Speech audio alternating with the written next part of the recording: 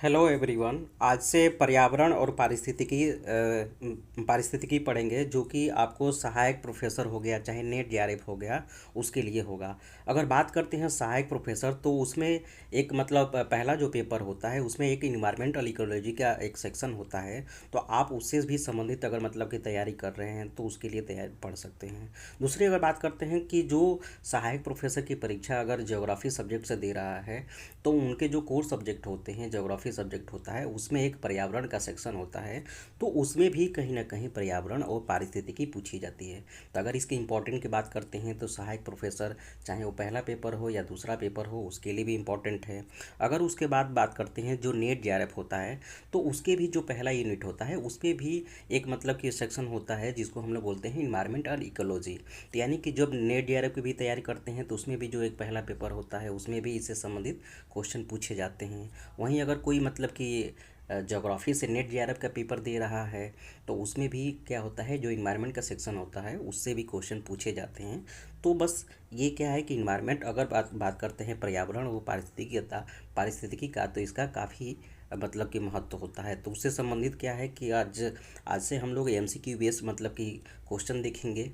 तो इसको मतलब क्या है कि 10 क्वेश्चन या 15 क्वेश्चन का एक पार्ट बनाएंगे और उसमें छोटे छोटे ब्रेक करके इसको हम लोग अध्ययन करेंगे। तो आइए आज का देखते हैं कि सबसे पहला क्वेश्चन क्या है। तो अगर पहले क्वेश्चन की बात करते हैं, तो जो जैविक समुदाय होता है वो अपने भौतिक पर्यावरण से कहाँ पे परस्पर क्रिया करता है। तो यानी कि इसमें चार ऑप्शन दिया गया है कि आपका एक है इकोसिस्टम हो गया, दूसरा हो गया आपको इसमें कम्युनिटी, और तीसरा हो गया इसमें बायोम्स, और चौथा हो गया इसमें से बायोस रिजर्व।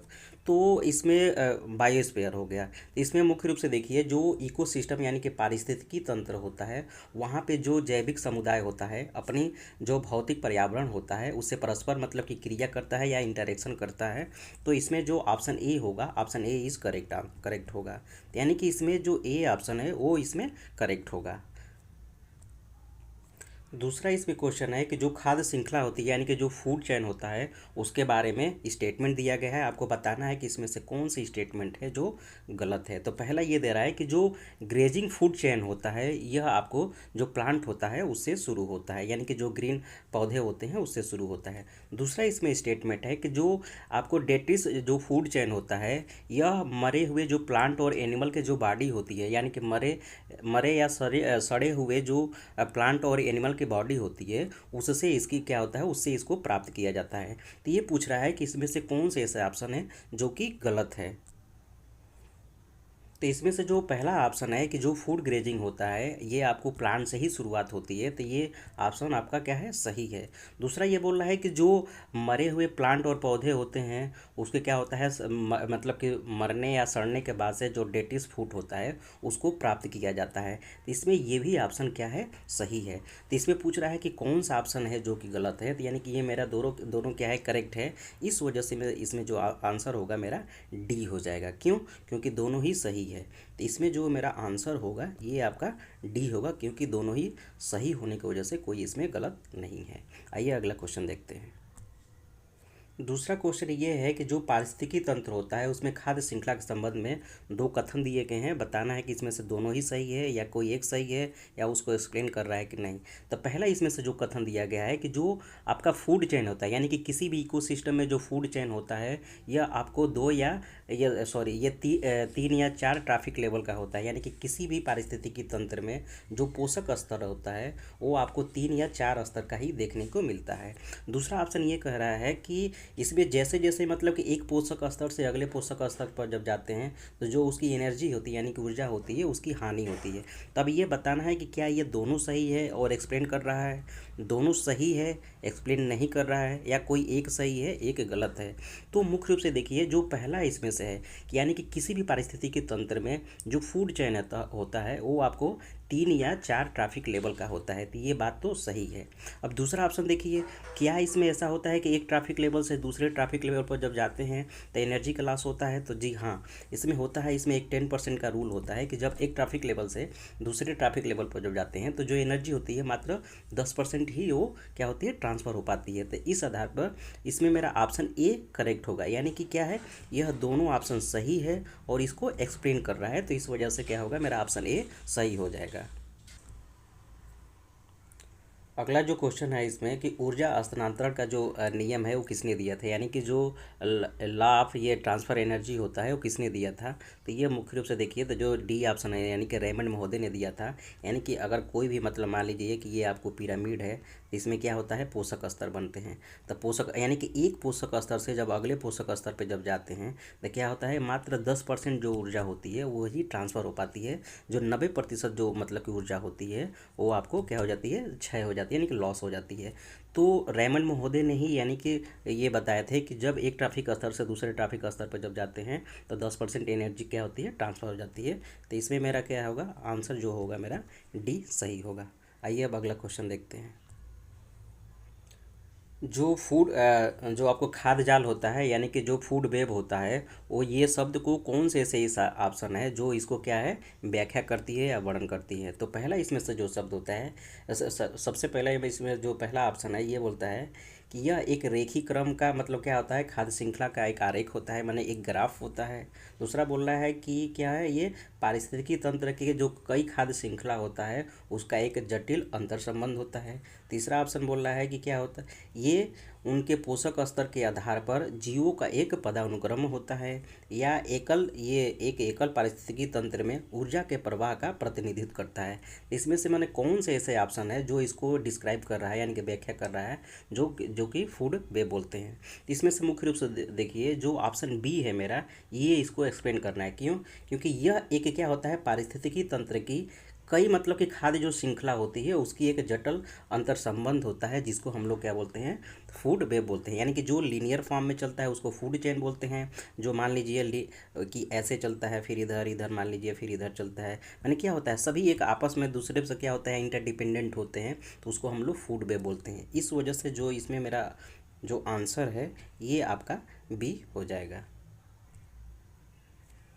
जो पारिस्थितिकी नीच होता है उसके बारे में कुछ कथन दिया है, आपको बताना है कि इसमें से कौन से ऐसे कथन होता है जो उसको संदर्भित करता है, यानी कि इकोलॉजिकल नीच के बारे में बताना है। तो पहला इसमें ऑप्शन है कि यह क्या होता है, यह एक पारिस्थितिकी तंत्र में एक जो प्रजाति होती है उसकी अद्वितीय कार्यात्मक भूमिका यानी कि उसका स्थान होता है। दूसरा ये बोल रहा है कि यह एक ही मतलब कि आवास का साझा कर सकती है, यह एक ही आवास को साझा कर सकती है, लेकिन जो नीच होता है यानी कि जो प्रजाति होती है एक ही आवास को तो साझा कर सकती है, लेकिन जो आपको इकोलॉजिकल जो नीच होता है वो क्या होता है, एक प्रजाति के लिए एक ही अद्वितीय मतलब कि उसका घर होता है, यानी कि अद्वितीय होता है, यानी कि वो साझा उससे नहीं करती है। तीसरा इसमें से ये बोल रहा है कि यह जो आपको जो प्राकृतिक आवास होता है वो प्रजातियों के संरक्षण के प्रयास के लिए प्रजातियों की एक क्या होता है, निकेत की आवश्यकता होती है, यानी कि आवश्यकता उसके ज्ञान की आवश्यकता होनी चाहिए। यानी कि जो कंजर्वेशन इफोर्ट ऑफ स्पेसिस होता है वो क्या होता है, जो हैबिtat रिक्वायर्ड नॉलेज होता है, यानी कि किसी भी क्षेत्र में जो रहते हैं उसके बारे में क्या होता है, ज्ञान होना चाहिए। किसी भी इकोलॉजिकल नीज के लिए क्या होता है, ये आपको आवश्यक होता है। तो ये बताना है कि इसमें से कौन सा ऑप्शन सही है। तो जो पहला इसमें से ऑप्शन है वो सही है। क्यों? क्योंकि ये इनका क्या होता है, अद्वितीय होता है, कार्यात्मक में भूमिका या स्थान होता है। दूसरी बात है कि यह क्या होता है, जो आवास होता है उसको तो साझा कर सकती है, मतलब कि जो प्रजाति होती है आवास को साझा तो कर सकती है, लेकिन जो इकोलॉजिकल जो नीच होता है वो क्या होता है, अद्वितीय होता है, यानी कि वो साझा नहीं करती है। दूसरा इसमें अगर बात करते हैं तो जो प्रजाति होती है उसके संरक्षण के प्रयास के लिए जो प्रजातियों का इकोलॉजिकल जो नीच होता है उसकी आवश्यकता होती है, यानी कि उसके ज्ञान की आवश्यकता होती है। तो इस तरह से क्या है, मेरा जो इसमें सी है यानी कि सभी सही है, तो इस वजह से मेरा जो इसमें ऑप्शन सी इज़ राइट हो जाएगा, क्योंकि ये तीनों ही सही है। आइए अब अगला क्वेश्चन देखते हैं। अगला इसमें क्वेश्चन ये है कि अगर किसी भी पारिस्थितिकी तंत्र से अगर इकोटोन स्पीसीज़ को हटा दिया जाए, यानी कि जो इकोटोन स्पीसीज़ होती है उसको अगर हटा दिया जाता है किसी भी पारिस्थितिकी तंत्र में, तो क्या होता है, यानी कि क्या होगा, क्या किसी भी पारिस्थितिकी से अगर इकोटोन को हटाया जाता है तो पारिस्थितिकी तंत्र में मामूली बदलाव होता है, या किसी भी पारिस्थितिकी तंत्र क्या होता है अगर इकोटोन को हटाया जाता है स्थिर रहता है। जो खाद्य जाल होता है उस पर क्या होता है, गंभीर और व्यापक प्रभाव पड़ता है, या केवल इकोटोन स्पीसीज की जो आबादी होती है वो घट जाती है। तो ये बताना है कि इसमें से कौन से ऐसे ऑप्शन है जो इसको डिस्क्राइब यानी कि वर्णन कर रहा है। तो पहली बात ये देख लीजिए कि जब इकोटोन स्पीसीज की बात करते हैं तो इकोटोन स्पीसीज वो स्पीसीज होता है कि जिसको डिस्टर्ब होने से क्या होता है, पूरा उस क्षेत्र का जो इकोसिस्टम होता है यानी कि पारिस्थितिकी तंत्र होता है वो डिस्टर्ब होता है। जैसे मान लीजिए कि किसी भी पारिस्थितिकी तंत्र में ये हो गया, आपको क्या बोलते हैं, ग्रेजिंग हो गया। ग्रेजिंग यानी कि जो वहाँ के घासें हो गई, अगर किसी कारणवश वहाँ से अगर घास को हटा दिया जाता है तो क्या है, जो घास होता है बहुत छोटे छोटे जो कीड़े मकोड़े होते हैं, इंसेक्ट होते हैं, उसका क्या होता है, उनका हैबिटाट होता है, उनका घर होता है।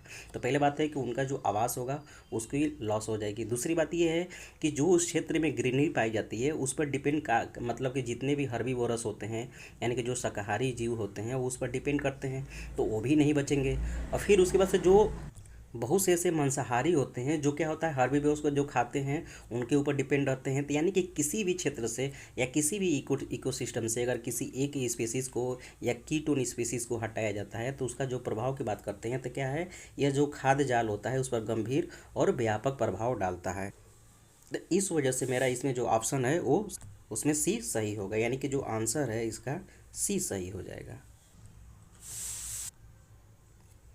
इंडिकेटर स्पेसिस क्या होता है, या इंडिकेटर जो स्पेसिस होता है उसको सबसे अच्छा एक्सप्लेन कौन सा इसमें ऑप्शन कर रहा है। तो पहला इसमें ऑप्शन होता है कि इंडिकेटर स्पीसीज वो स्पीसीज होती है जो पर्यावरण में जो परिवर्तन होता है उसके प्रति क्या होता है, अधिक लचीला होती है। दूसरा बोल रहा है कि जो पारिस्थितिकी तंत्र में अगर मामूली बदलाव से क्या होता है, महत्वपूर्ण प्रभाव दिखता है। या जो इसमें अगला ऑप्शन है ये बोल रहा है कि अगर किसी भी प्रजाति को अच्छा न जो प्रदूषण के प्रति प्रतिरक्षा रखती है उसको इंडिकेटर स्पीसीज बोलते हैं। या जो एक पारिस्थितिकी तंत्र में प्रथम उत्पादक के रूप में काम करती है उसको इंडिकेटर स्पीसीज बोलते हैं। तो यानी कि चार ऑप्शन है, ये बताना है कि इसमें से कौन सा ऐसा है जो इसको बेस्ट एक्सप्लेन कर रहा है।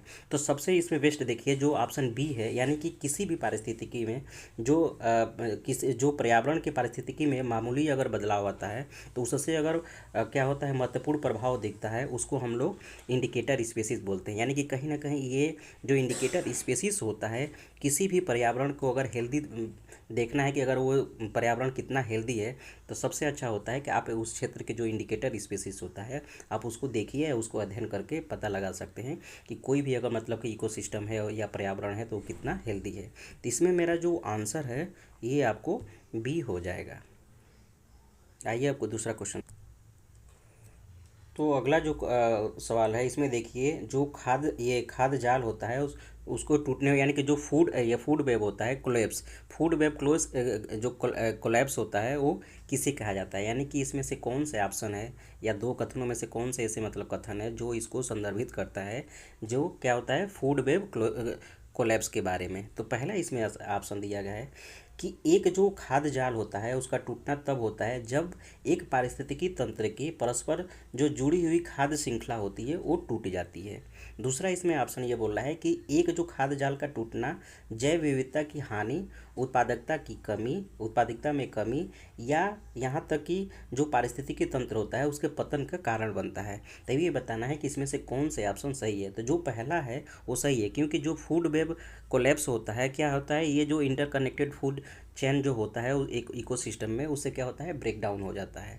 दूसरा ये बोल रहा है कि जो फूड जाल होता है यानी कि जो फूड जाल होता है उसका टूटना जैव विविधता की हानि होती है, उसके साथ साथ वहाँ के जो उस क्षेत्र में उत्पादकता होती है उसमें कमी पाई जाती है, और कहीं ना कहीं देखा जाता है कि जो पारिस्थितिकी तंत्र होता है वो पतन का भी कारण बनता है। तो इस वजह से इसमें पूछा है कि कौन सा ऑप्शन सही है, तो ये मेरा दोनों सही यानी कि बोथ करेक्ट है। तो यानी कि इस वजह से मेरा जो आंसर होगा ये सी इज़ राइट हो जाएगा। तो देखिए ये यहाँ पे मैं उसका आंसर की दे दिया हूँ, तो आप यहाँ से भी देख सकते हैं।